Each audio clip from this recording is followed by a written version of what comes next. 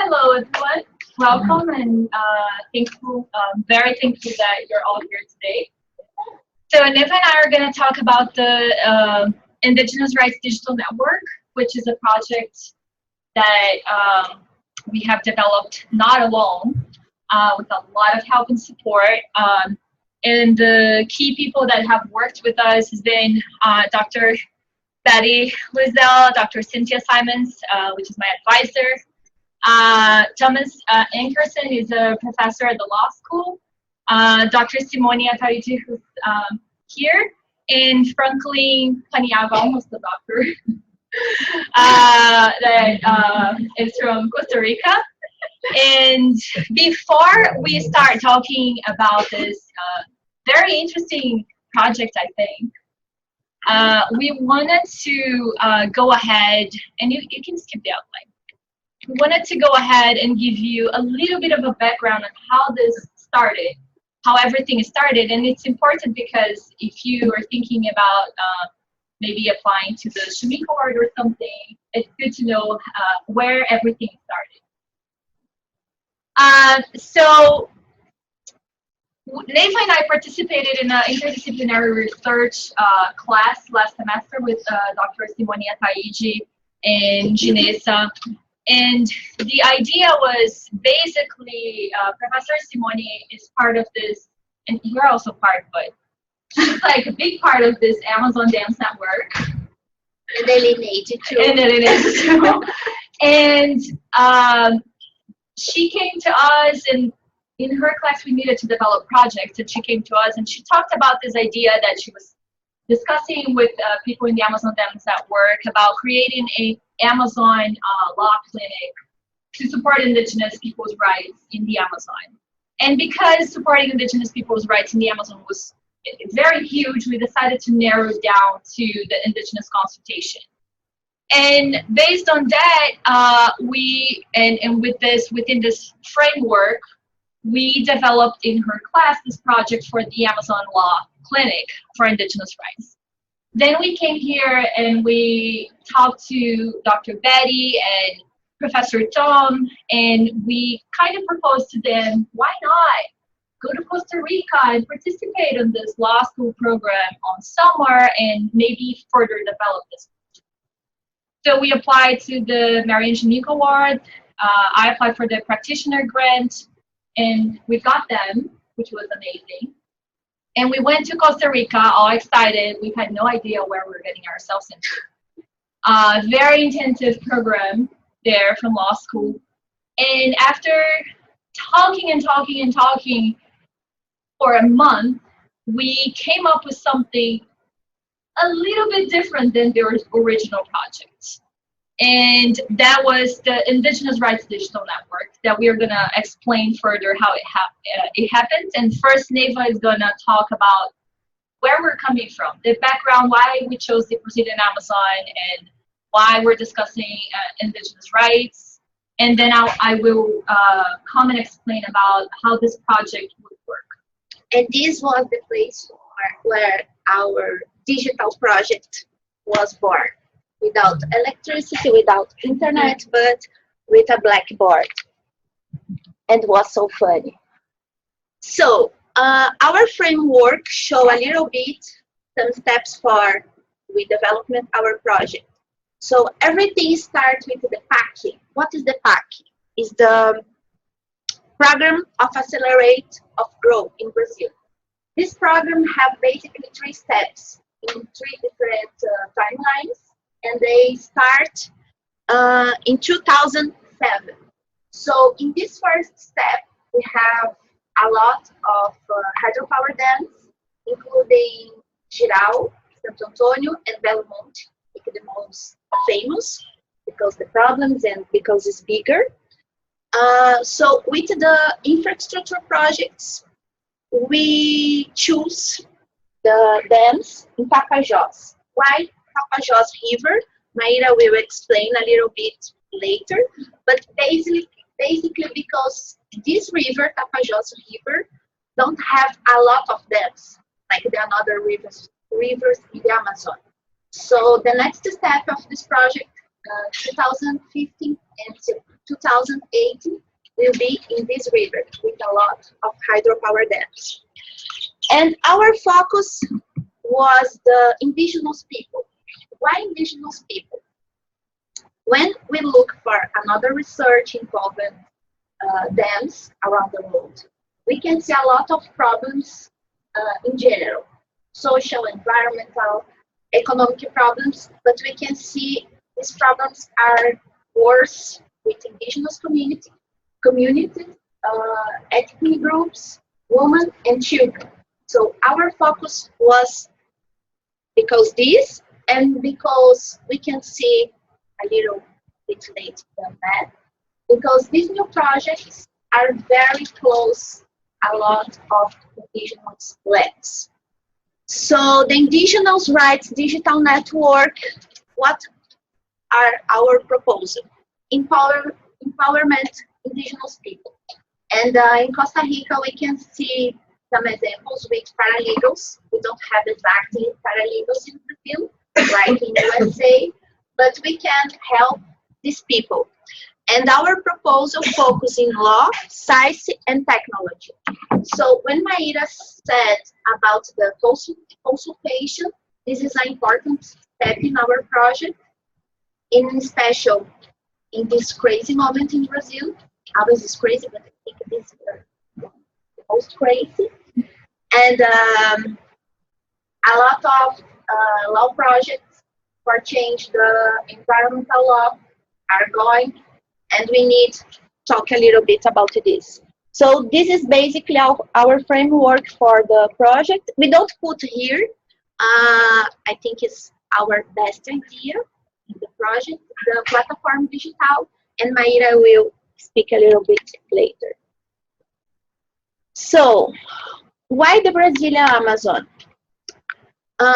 When we look at for the PAC, we can see not only hydropower dams, because she and me work a little bit with hydropower dams is our focus, but we can see another problems in infrastructure projects like roads and waterways, ports, railways, and so every these projects help for some another problems, because probably for the people, not Brazilian people, when we talk about Amazon, the people imagine something wet, food, a little mystic maybe, but the truth is a little different, not a little, it's very different.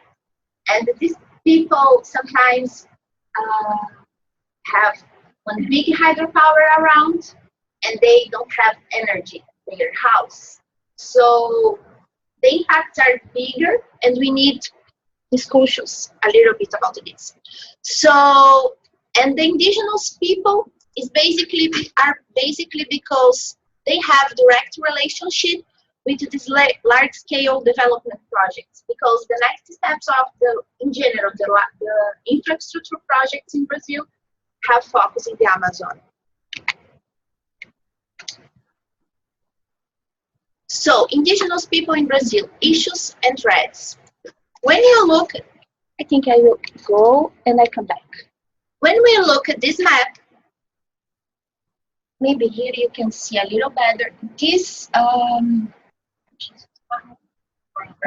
thank you. The brown areas are indigenous lands. So if you look at this map and then the another map, you can see basically the new projects are in this region.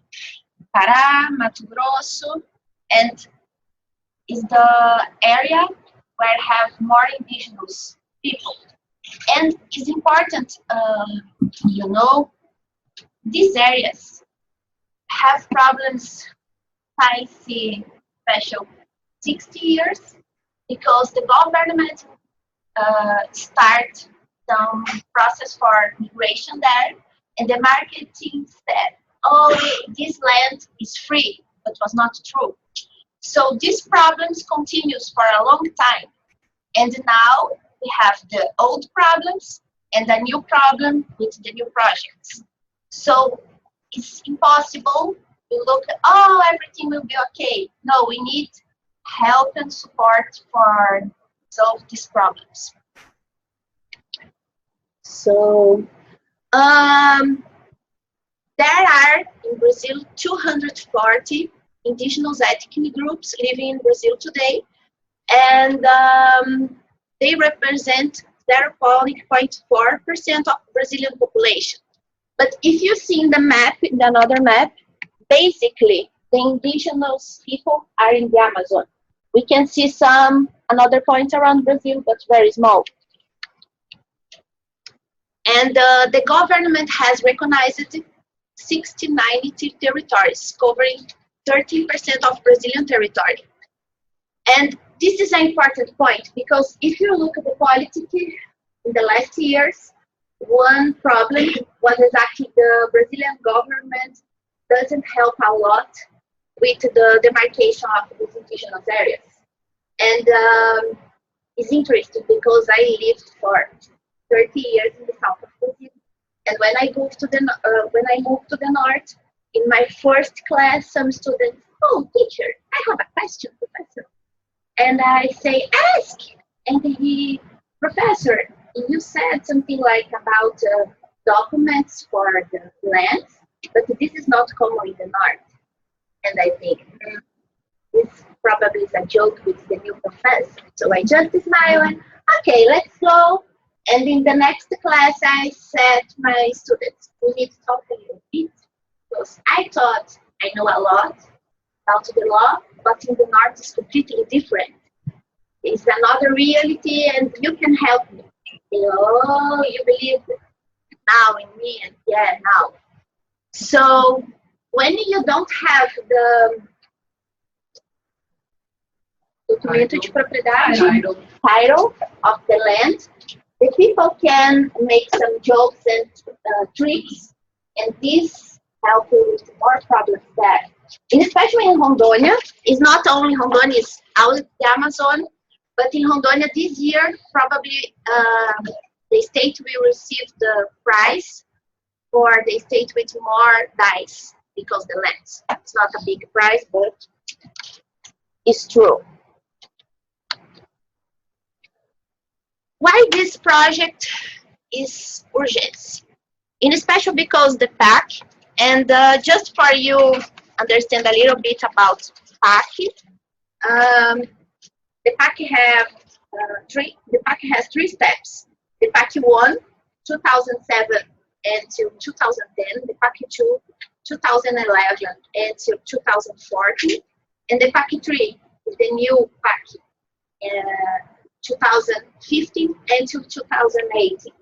And a few days ago, I read some dissertation, and I love some expression there, because the guy said the new dams in the Amazon are through the Botox hydropower dams, because in general are old projects with a new face. Oh, now it's beautiful. Like the woman, you can see Hillary when you check in the Google without Botox and with Botox. Better with, I think so. So the hydropower dams have this exactly idea. Oh, this project is not like the 16 years or the 17 years. This project is new, it's the new century, the new project. But it's not exactly like this. Another problem about PAC, for the public constructions in Brazil, in general, we have a law, and this law shows all the costs for the population. But during the PAC process, they changed this law, and the law don't show more the values. So you have some idea, but you don't sure about how cost that building.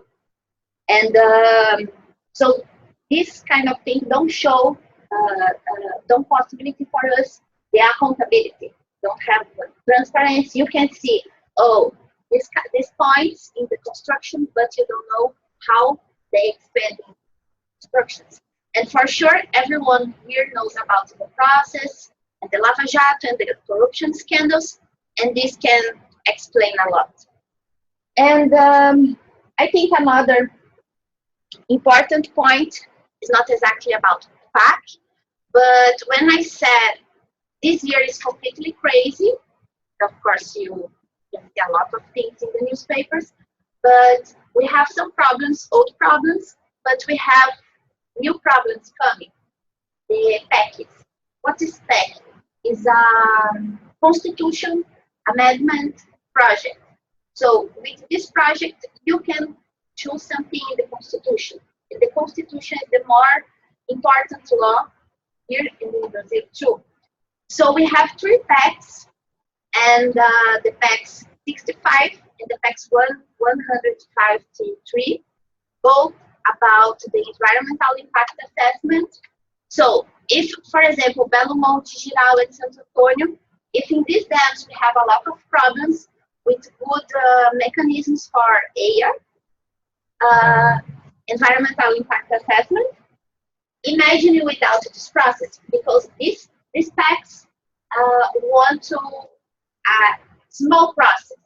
Like you just need to put some information in a form, and oh, it's okay, you can construct this dam. And the big problem is our constitution said if you have some problems, you can go for a judicial process, try something. This law, this pact said we cannot stop dams, including judicial process. Start and you cannot stop. And for me, the big lie about this, they said this is very important because we have a lot of buildings in Brazil. The buildings started and never finished. The people who went in Portugal can see a lot of kind of things there. But this is not the truth, because the building start, the building never finish, and the money for sure finish. So imagine, where are the money? Where is the money? Is probably everyone can know the correct answer. But they are talking to the Brazilian people. This is the point. And the another danger pack is the 250. This pack has focus in the indigenous rights. And this is an important point because in the Constitution we have only 2 articles about indigenous rights. And these articles are not for the kinds. In these articles we need ask to the Congress, or we need another process. They are not just, oh, we don't agree with this and it's okay. We have a bureaucratic process. So probably with this pack about indigenous rights, these 2 articles reduce this power. And here in this map, did you remember when I showed the another map with indigenous? I think it is a little better. You can see this brown part. And here we have the purple are new projects for dams inventoried. The red is planned. So this planet will start in the next years, or because we have some process for starting these constructions. And the yellow, like here and here and here, here, we have in construction. And the black is the operational dams. So we can see this map is like the another map, coincide with the indigenous lands. So this can show for you the problems. Probably the problems are just beginning with facts, with some change in the Brazilian law. So now Maira will continue. Just hold it there for a second. We're going to talk about the Tapajós, and just so you see, this is the Tapajós River. It's in this area, and some of the planned dams for the Tapajós. And I know, especially because Professor Simone is here, it's important to highlight that the dams planned for the Tapajós right now were archived. But as an activist and a lawyer, and having worked for 7 years in Belo Monte, we've seen this process a couple of times where they archive and then they bring back to life when people are relaxing and thinking it's all good, it's not going to happen. So that doesn't mean we have to stop doing the work to prevent and empower the communities to fight against these projects. And just so you know, the Tapajós Basin is not only one of the most beautiful places I've seen in the Amazon, but truly remarkable with a lot of biodiversity. And it is the last free river flowing into the Amazon, the last river that flows into the Amazon that has no dams yet in the river itself. It does has a couple of dams already in the tributary rivers. And what I love about this place is that the Munduruku people who live throughout the Tapajós Basin, not only on Xingu, but also in the state of Mato Grosso, they have been one of the key movements for indigenous people fighting against not only dams in their territories, but against dams in the Amazon. And they have a movement called Irigaray, which is a movement that I want to study in my PhD thesis. And it's a very distinct and unique movement that has their own sort of dynamics and have done amazing work so far in this region, but also connecting to other indigenous groups working towards empowerment. And we thought about this region not only because of these reasons, but also because we were thinking, okay, indigenous, you know, we have this digital network and we want to support all indigenous people in Brazil. That's, you know, we need to be realistic with what we can do. You know, that would cost a lot of money, and so far we are applying for some money, but we thought about having a pilot project first, where we could say, this is a pilot project and see how it works, so you can maybe replicate to other tribes in the country. And so there is, now we have two things going on, and I'm going to talk about the project we developed in Costa Rica. But Neiva and I and this group of people, and also other professors we have in Brazil, have said for the past few days to kind of grow this cooperation group. But it started with the Amazon Dams Network that we talked about, the Tropical Conservation and Development Program, TCD, the Latin College of Law Conservation Clinic, and some Brazilian public universities dash, we're missing here, University of Florida, of course, our departments. So the idea is to connect all these people, community local actors, local and national NGOs, academic participants, government participants, international NGOs, to support indigenous people's rights and to advance the indigenous people's rights. Now we do have more, as we move towards applying for funds, there is a couple more people that chimed in, but we're not going to mention them all because that would take a lot of time. And so what is that, right? What is this indigenous digital network? So the mission is basically Indigenous Rights Digital Network aims to empower indigenous people to defend their lands in the future through service learning and the connected power of law, science, and technology across the Amazon, which is something Neiva talked about in the framework. The vision is, we envision a world where indigenous people secure the respect and legal protection for their culture and effective defend their lands and the future of their communities. And our strategy is to connect the knowledge and skills of university law clinics, as well as other relevant knowledge fields and academic units, and service education programs to strengthen indigenous communities that will or are confronting the impacts of large infrastructure projects on their territories. It sounds beautiful, but how that works, right? So we were thinking, first of all, I've been working on the Tapajós region for a couple of years now, and one of the things that really impressed me is after traveling for 3 days on cars, airplane, boats, and things like that, I got to a community in the middle of the Amazon, and guess what? They have internet. I was impressed. I was like, what? You have internet here in the middle of nowhere? Most of the communities now do have some sort of access to internet. It's slow, it's not amazing, but they do. Um, and the other thing that they do have access and became huge is cell phones. And they've learned, some of the activists that I work with have taught communities to record with their cell phone, to make movies with their cell phone. So they have been using cell phone a lot to demarcate their lands. And one of the two things that are massive is WhatsApp and Facebook. So I've been getting messages from people in the middle of the jungle saying, hey, we're having this protest and this is happening here. And so we thought, okay, that is a very unique thing.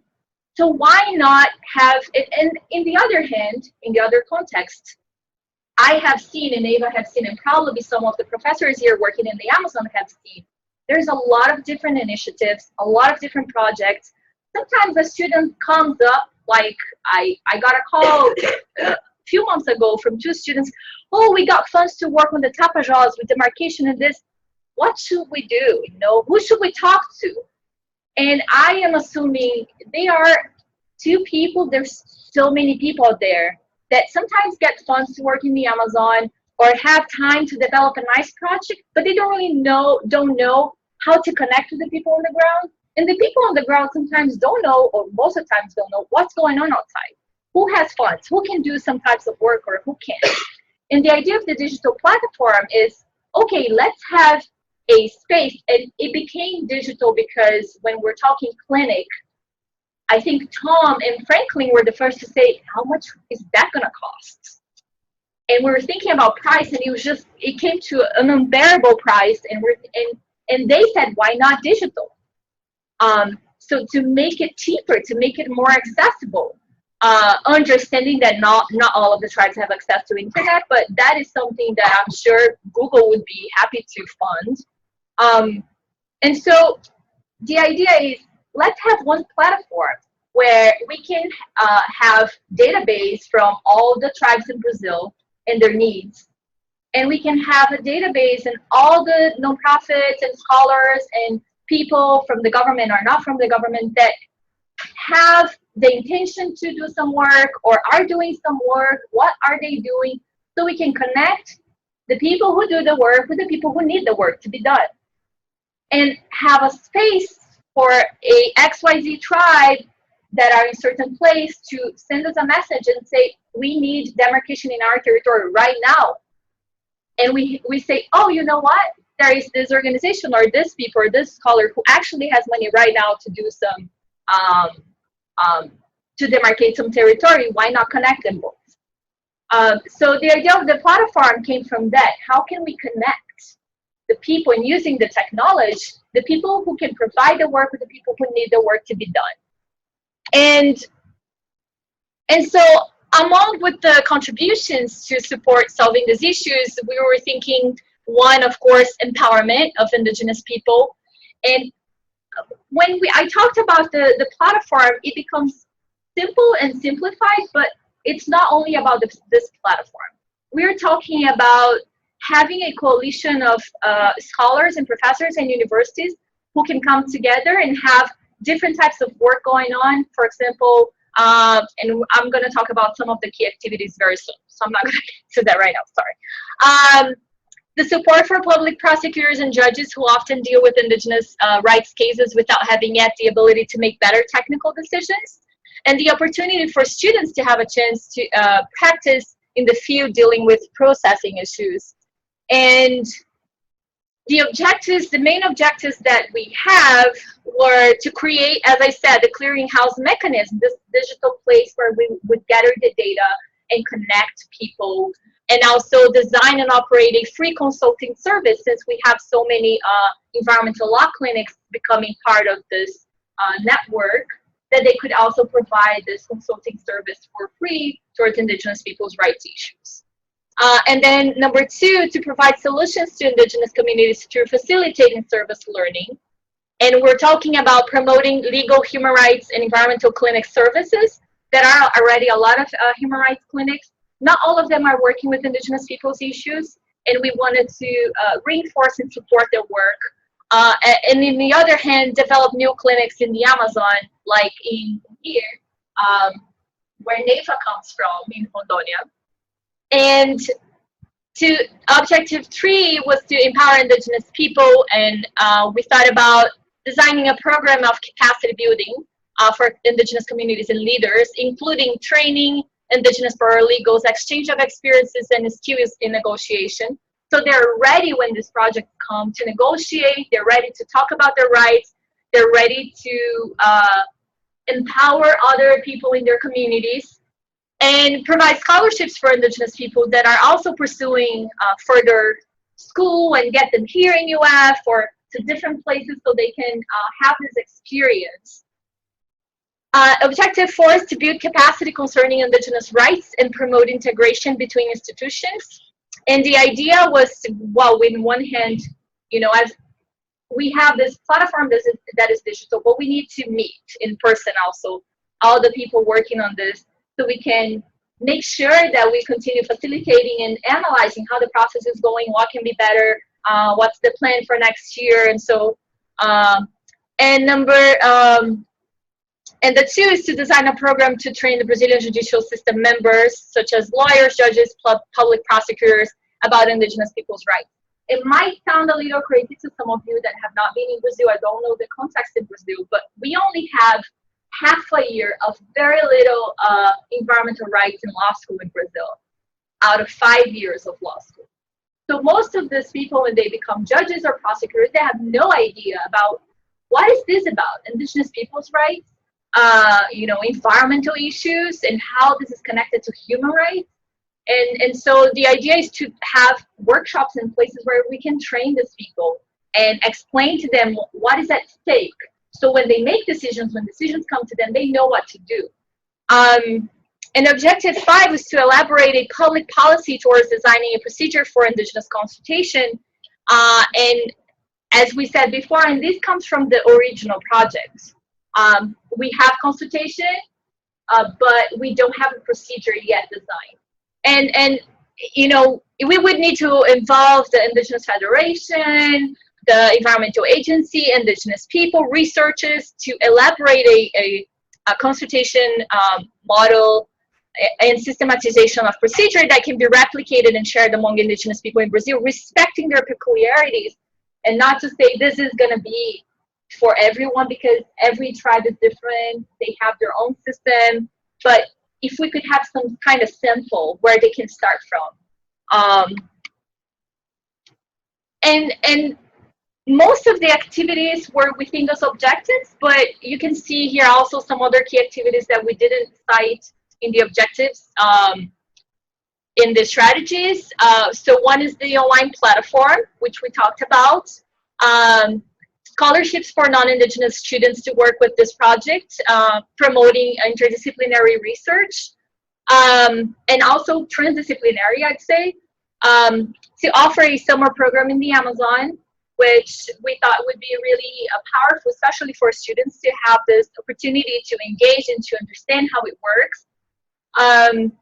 Support the creation of new clinics. I already said that. Elaborate a material that can support Indigenous people's training and capacity building. Stimulate the production of scientific publications focused on the issues that we've been describing so far. And supporting the creation of a procedural protocol towards Indigenous rights to consultation, which we also talked about. And I don't really need to get into this right now, you know, because it doesn't really matter. I mean, there is a communications plan because we need a communications plan. How we're going to reach out to all these people. And I just wanted to put out there so you know that we've come this far thinking about every single detail that we could possibly think, trying to narrow down to like how this would work, how we would communicate, what are the things we would create. And for each one of the different people, what were the types of communications that we would use to reach out to them. And so we're basically talking, and I really want to close a little before time, so we have time to get your input and your ideas, because we are in the process of, the project was developed, but we are in the process of making it better and making it more feasible and looking for funds. And if we need to, we will be shaping it and reshaping it until it is the best version that we could possibly have. And just as a sort of kind of going back around of everything we talked about, this is about network of information, education, empowerment, and so we can have change. Empowered people can actually deal with change. And I've seen, especially working in the Amazon, a lot of organizations and a lot of researchers that come to a tribe and say, this is how you should do it, and come up with a project, and then they leave, and that's it. And there's no carrying on. There's no sustainability sometimes for the tribe to even understand and deal with that later. And when we talk about empowerment, it needs to come from them sometimes, most of the times I believe. But if we empower people to deal with and to have their own work and to participate in the process of building a project, they are more capable of carrying it on when people leave, instead of just coming and throwing an idea out there and then leaving. So we do see empowerment as one key factor for having a true change on how these communities deal with whatever is happening in their territories. And 1 second.